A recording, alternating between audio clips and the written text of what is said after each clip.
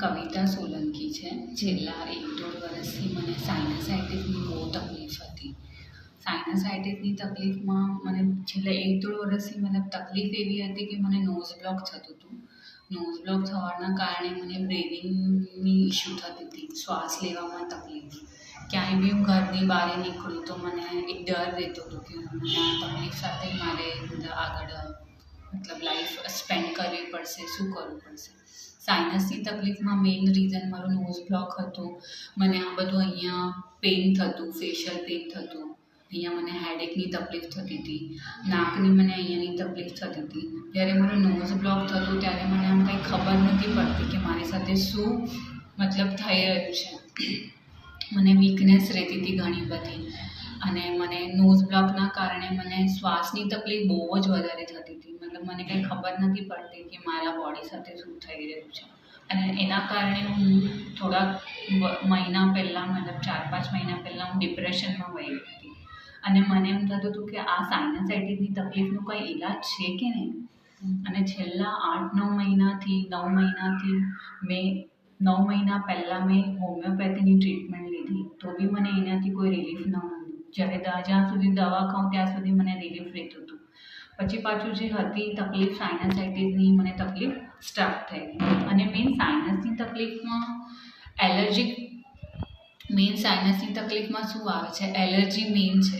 એમાં મને ઘડી નાકમાંથી મને કફ આવે, કાં તો પછી નાકનો કફ મને ઘડી ગળામાં આવે. કયા કલરનો હતો કફ? મને કફમાં યલોઇશ કફ રહેતો હતો, ગ્રીનિશ કફ આવતો હતો, અને આખો દિવસ મને આમ અંદર તાવ જેવું રહેતું હતું. હોમિયોપેથીની ટ્રીટમેન્ટ લીધી, એનાથી તકલીફ મારી કાંઈ મટી નહીં.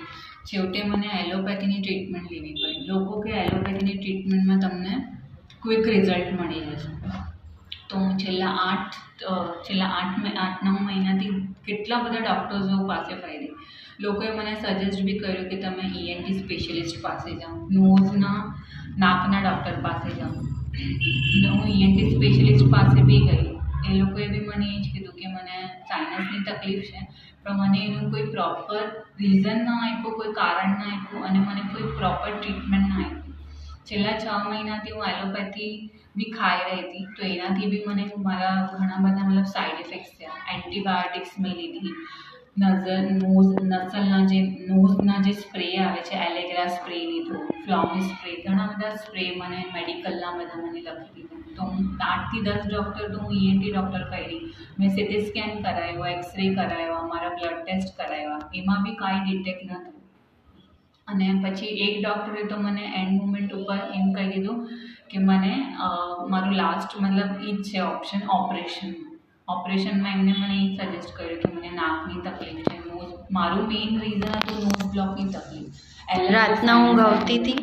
રાતના મને ઊંઘ નથી આવતી, બિકોઝ મારું નોઝ બ્લોકનો કંઈ એક ફ્લેક્સિબલ ટાઈમિંગ નહોતો. મતલબ શ્વાસ અટકાઈ જતો હતો, બ્રીધિંગમાં તકલીફ થતી હતી, પેઇન રહેતું હતું, ફેશિયલ પેઇન રહેતું હતું, હેડેક રહેતું હતું, અહીંયા હેડેક થતું હતું, આઈઝમાં તકલીફ થતી હતી, આઈઝમાં ઇચિંગ થતી હતી, ટૂથ પેઇન થતી હતી, દાંત આમ કડકડવા લાગે, આમ દુખવા લાગે, ગળામાં બી આમ થોડી તકલીફ, વીકનેસ, ટાયર્ડનેસ લાગતી હતી, ટાયર્ડનેસ લાગતી હતી, હેડેક બહુ વધારે રહેતું હતું, કારણ કે ફેશિયલ પેઇન રહેતું તો આ દુખતું, એના કારણે આ પણ દુખતું, અને અહીંયા બધું ભારી લાગતું હતું. એટલે મેઇન જે મારા સેન્સીસ હતા ને નાકના, આંખ, નાક, કાન, ક્યારેક મને ઇયરમાં, કાનમાં બી મને ખંજવાળ આવતી હતી, અને નાકમાં બી મને ઇચિંગ રહેતી જ હતી. અને આની પછી હું ઘણા બધા ડૉક્ટર્સ ફરી, ડિપ્રેશનમાં આવી ગઈ. અને પછી મેં આયુર્વેદિક ટ્રીટમેન્ટ લીધી. આયુર્વેદિક ટ્રીટમેન્ટથી બી મને રિલીફ ન થયું.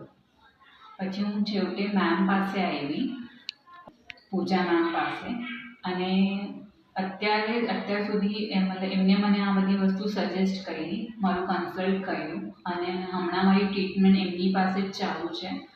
અને છેલ્લી 10 સિટિંગ મતલબ મારી થેરેપી હતી, એ હું થેરેપી લઈ રહી છું હમણાં એમની પાસે. મને 99% રિઝલ્ટ મળી ગયું. મને જે મેઇન પ્રોબ્લેમ નોઝ બ્લોકની હતી, એ તકલીફ મને મટી ગઈ. મારું ફેશિયલ પેઇન થતું, એ તકલીફ મને મટી ગઈ.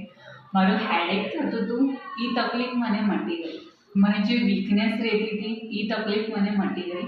અને મને જે ફીવરિશ રહેતો હતો અંદરનો જે આપણે કહેવાય ને તાવ, એ મને એબ્સોલ્યુટલી મટી ગયો. તો હમણાં બી મારી ટ્રીટમેન્ટ એમની પાસે જ ચાલુ છે.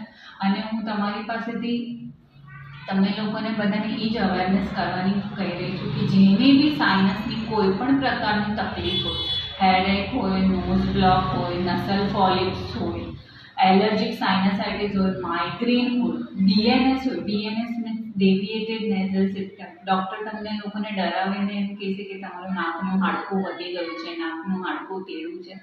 એનેથી કોઈ પણ પ્રકારની કાંઈ મતલબ મેઇન તો તકલીફ સાઇનસાઇટિસમાં એલર્જીની જ તકલીફ છે. ડૉક્ટરો લોકો તમને બહુ ડરાવશે, પણ don't go for operation. Ma'am પાસે આવો, પૂજા મેમ પાસે આવો, એમના હાથમાં મેડિકલ છે, એમને તમને ક્યોર કરશે સાઇનસની તકલીફમાં. હું એટલું જ તમને લોકોને કહેવા માંગુ છું.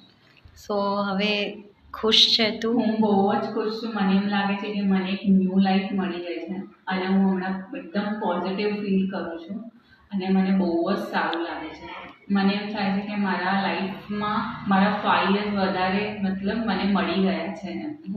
મેમ પાસે મારી ટ્રીટમેન્ટ હમણાં બી મતલબ ચાલી જ રહી છે.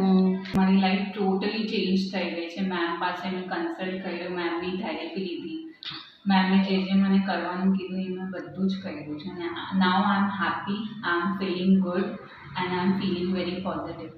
ટ્રીટમેન્ટ કરાવો પૂજા મેમ પાસે. કોઈને બી સાઇનસની કયા પણ પ્રકારની તકલીફ હોય, don't go for operation. Ma'am પાસે આવો, આનો ઈલાજ છે સાઇનસનો અને મેમને કન્સલ્ટ કરો.